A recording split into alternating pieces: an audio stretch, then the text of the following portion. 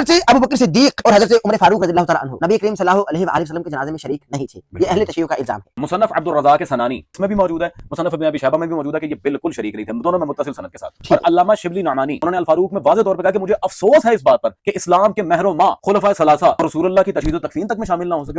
हमारी बुखारी में क्या है जरा सुन लीजिए। बुखारी जी हाँ 36684240 और 6830। लाखों लोगों ने जनाजा पढ़ा है नबी इस्लाम का। सोमवार की सुबह वफात हुई है, बुखारी मुस्लिम में आता है। सोमवार पूरा दिन, सोमवार के बाद पूरी रात, फिर मंगल पूरा दिन, मंगल की रात, बुध पूरा दिन, बुध की रात को दफन किया गया। वहां पे साद इब्न उबादा के लोग बैत करना चाह रहे थे। बुखारी मुस्लिम की हदीस है खिलाफत सिर्फ कुरैश में रहेगी। हज़रत उमर ने कहा कि मैंने इरादा किया कि मैं यहाँ पे खुतबा दूं। मैं बोलने लगा, हज़रत अबू बकर ने मुझे चुप करा दिया, क्योंकि हज़रत अबू बकर को पता था हज़रत उमर जज्बाती हैं। तो फिर अंसार में से खुद लोग खड़े, उन्होंने कहा वाकई रसूलुल्लाह कुरैश में से थे, लिहाजा कुरैश में से किसी को खलीफा होना चाहिए। फिर हज़रत अबू बकर ने कहा ये खड़े हैं अमीनुल उम्मत अबू उबैदा इब्न जरह और हज़रत उमर, इन दोनों में से किसी को अपना खलीफा चुन लो। दोनों ने कहा माज़ अल्लाह। तो फौरन अबू बकर का हाथ पकड़ा और कहा आपको अल्लाह के नबी ने मुसल्ले पे खड़ा किया, अब यार गार हैं, आपकी मौजूदगी में हम ये काम नहीं करेंगे। बार साद इब्न उबादा ने फिर भी बैत नहीं की, उनके साथियों ने कहा